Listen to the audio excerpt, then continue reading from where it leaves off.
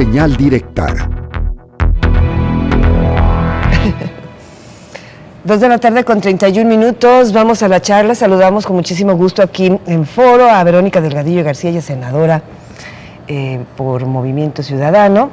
Hay muchísimos temas que hablar con ella, hay poco tiempo y ya sabe por lo que se puede y no se puede decir por temas del INE y otras cosas.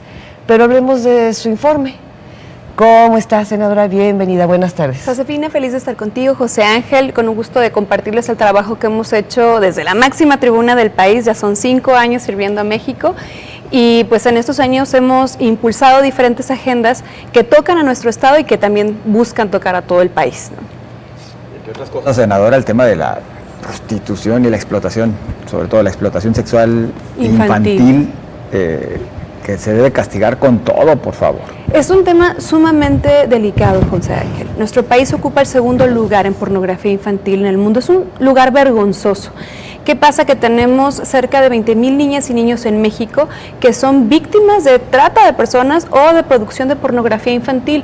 Y a pesar de que ya está sancionado en el Código Penal y ya también los estados tienen sanciones respecto a este delito, necesitamos dar un paso más y abonar, porque es un problema tan complejo que todos los esfuerzos que se puedan sumar son bienvenidos. ¿Y qué es lo que me acaban de aprobar precisamente hace 2 semanas en el Senado de la República? Que todas las autoridades tengan la obligación de coordinarse.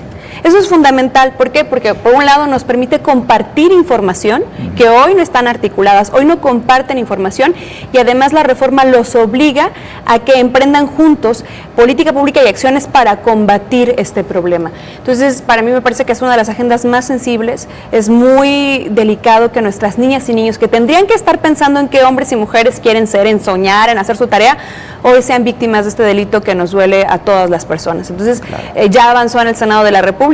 Ahora, como somos colegisladoras, le toca a la Cámara de Diputadas y de Diputados, y yo estoy segura que va a encontrar unanimidad como la encontramos hace unos días en la iniciativa. Es un tema muy, muy doloroso. Yo he dicho, a ver si coincide, senadora, a veces el problema no está tanto en la legislación o en un poder, está en otro. Cuando escucho, por ejemplo, a los diputados locales, más sanciones para los motoladrones. No, agárralos, ya me doy con que los agarren y les pongan la sanción actual. ¿No estará el problema en el poder en que imparte justicia, en el poder judicial? ¿Sabes qué creo, Josefina? Que el problema está en varias capas. A ver. ¿Por qué? Porque también las niñas y los niños que son víctimas de este delito ni siquiera saben que son víctimas. Y además tienen miedo, sí, no saben cómo denunciarlo y, repito, desconocen que están haciendo algo que les va a afectar en su vida. Entonces, esto te dice que tienes que trabajar en todas las capas, que tienes que trabajar, por supuesto, en fortalecer lo legislativo, por supuesto, el sistema de justicia tienes que fortalecerlo, pero también tienes que trabajar en educación, y algo muy importante es la sensibilización de la sociedad para este tema. Yo estoy convencida que también el trabajo que han hecho las organizaciones de la sociedad civil en este rubro ha sido fundamental, porque ellas han alzado la voz y lo han visibilizado. Entonces, frente a esto, coincido contigo. O sea, sí hay que fortalecer eso y todas las capas de la sociedad para poder combatir este problema. Yo sé que lo que propongo abona en un sentido, pero el tema es mucho más profundo y ahí nos compete a todas las personas tomar parte. Senador, habrá quienes digan, porque pueden estar viviendo hasta en su mundo color de rosa, que esto no existe, ¿no? Que son casos aislados, que no es una situación tan grave. ¿Qué datos se tienen respecto a la explotación sexual infantil? Lo más duro son lo que tenemos información, porque por lo mismo la propuesta busca el compartir información, porque hoy está desarticulada, y como está desarticulada no puedes desarrollar una política pública que pueda atender al problema en su dimensión. Pero los datos que tenemos es que cada año 20,000 niñas y niños en México son víctimas de la producción de pornografía infantil asociada con la trata de personas. Eso no es menor y quiero acentuarlo porque más que un número, son 20,000 vidas cada año.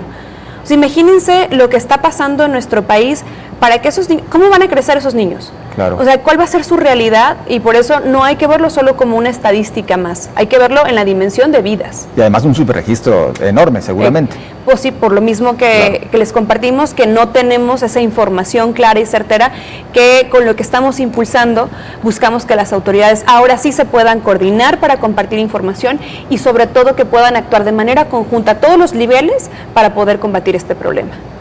Así es, lo he comentado aquí al aire, y a esas personas que abusan, que se atiendan de inmediato porque están enfermitos, algo les pasa.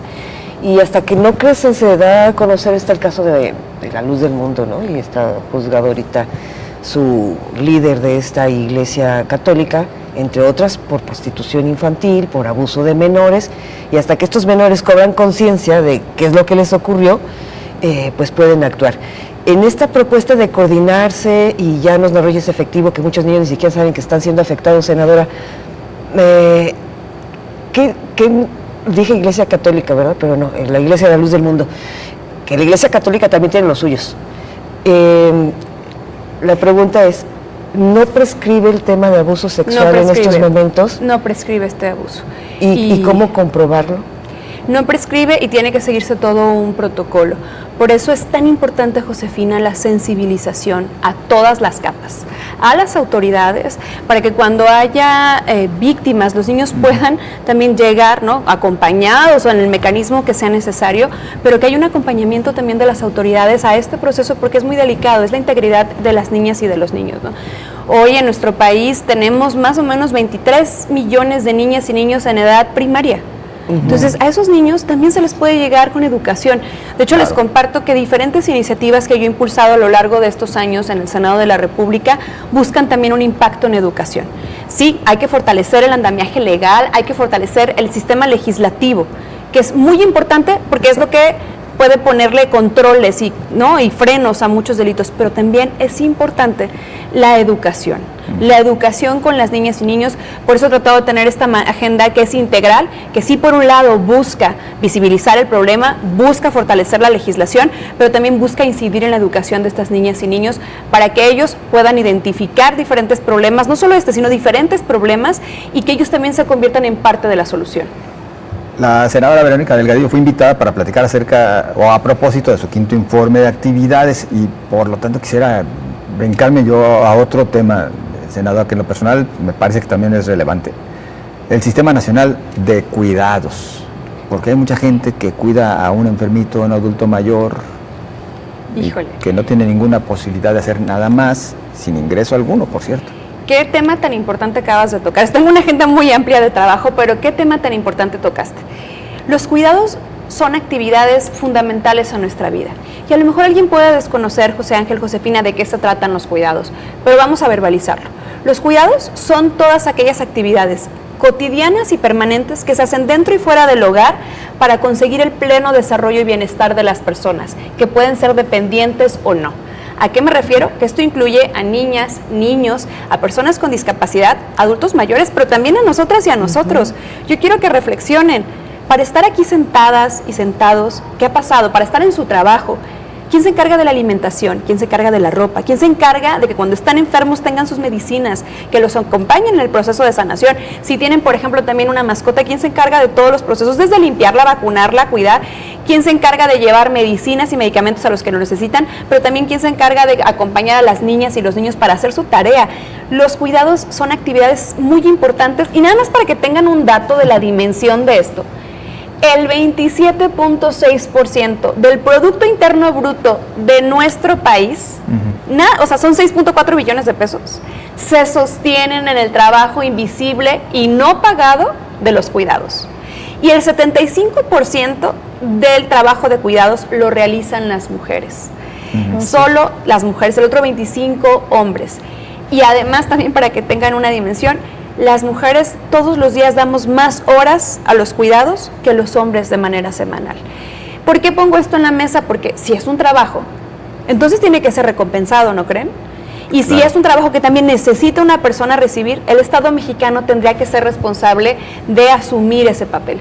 ¿Qué estoy proponiendo en este sentido cuando ya entendemos que son los cuidados? Pues una política pública integral para atenderlo. Por un lado, que ya salga adelante el Sistema Nacional de Cuidados, que está atorado, que no se ha convertido en una realidad. Por otro lado, que también tengamos educación en torno a los cuidados para que las niñas y los niños desde pequeños entiendan que no es chamba de la mamá, ni de la abuelita, ni de la tía. Todas y todos habitamos en ese hogar y todas y todos somos responsables de las tareas que conlleva el desarrollo integral. Por otro lado, generar mejores condiciones para cuidadores. Por ejemplo, yo estoy buscando que haya horarios flexibles para personas que son cuidadoras. Pónganse a pensar quién tiene una niña, un niño, una persona con discapacidad, un adulto mayor, y necesita ir a darle su medicamento, o necesita llevarla a una terapia, o necesita atender ciertas cosas de su desarrollo. Yo propongo que haya horarios flexibles para que tú puedas salir de tu trabajo y no haya un impacto en tu salario y puedas regresar.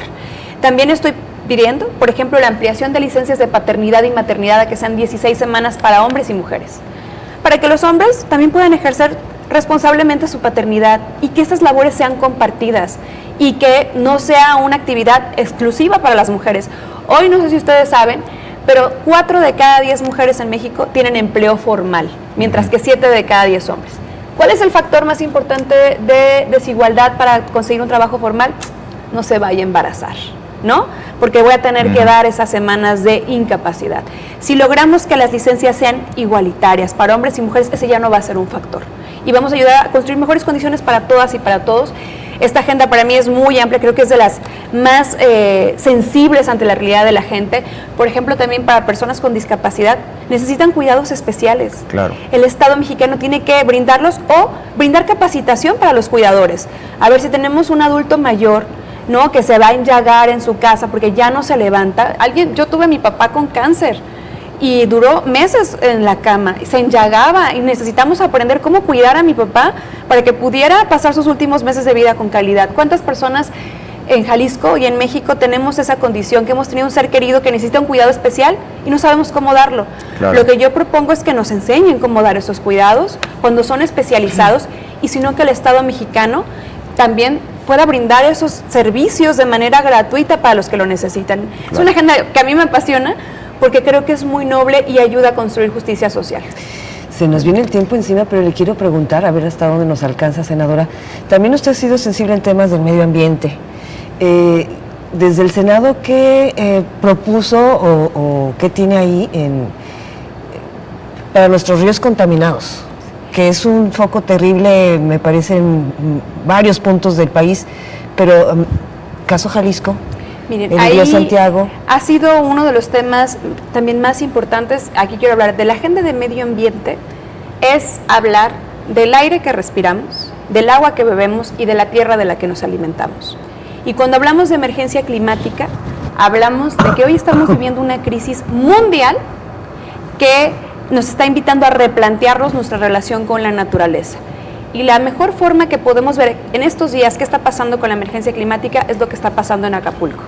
Sí, claro. La forma en la que el huracán pasó de 1 a 5 de manera impredecible está relacionada con las consecuencias de la emergencia climática. Y eso tenemos que tenerlo al frente porque tenemos que empezar a trabajar en ciudades resilientes, en que podamos mitigar los efectos de la acción climática y aplicar planes de acción climática. Tengo una agenda muy amplia en eso. Regresando de los ríos antes de ir al resto de la agenda, yo ahí he pedido desde diferentes espacios que haya una articulación de las autoridades federales y locales para el saneamiento de nuestros ríos. ¿Qué pasa, por ejemplo, en Jalisco? Es que la cuenca del río no nace aquí, viene de otros estados. Entonces los otros estados se lavan las manos, contaminan nuestras aguas y no se convierte en un trabajo de corresponsabilidad.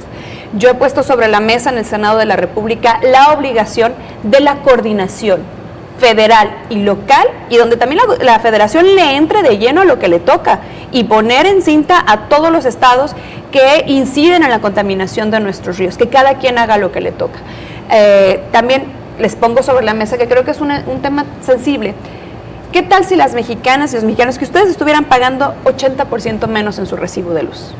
Eso se puede, y sí se puede, y no solo ayudaría al bolsillo de las personas, sino que también ayudaríamos a no seguir envenenando el aire y también a reducir nuestras huellas de carbono en la generación de energía eléctrica. Hoy nuestro país basa la generación de energía eléctrica en combustibles fósiles. ¿No? Y eso contamina muchísimo, eleva más la temperatura del planeta. ¿Qué estoy pidiendo desde hace años? Que transitemos hacia energías limpias, porque el sol que brilla en México y el viento que corre pueden ser motores energéticos, motores de la matriz energética de nuestro país. Además de que nos va a ayudar a cuidar el medio ambiente, nos va a ayudar también a que paguen menos las mexicanas y mexicanos. Bien. Senadora, pues tiempo es el que nos faltó. Nosotros Invítenme agradecidos por esta pronto y visita. seguimos platicando. Pues eso hacemos. júrenlo, porque como hoy no podemos hablar de aspiraciones, será para la próxima. Yo feliz de platicar más adelante con ustedes. Les agradezco mucho que nos permitan compartir nuestro trabajo. Gracias, muy amable. Es Verónica Delgadillo, senadora por el Partido Movimiento Ciudadano.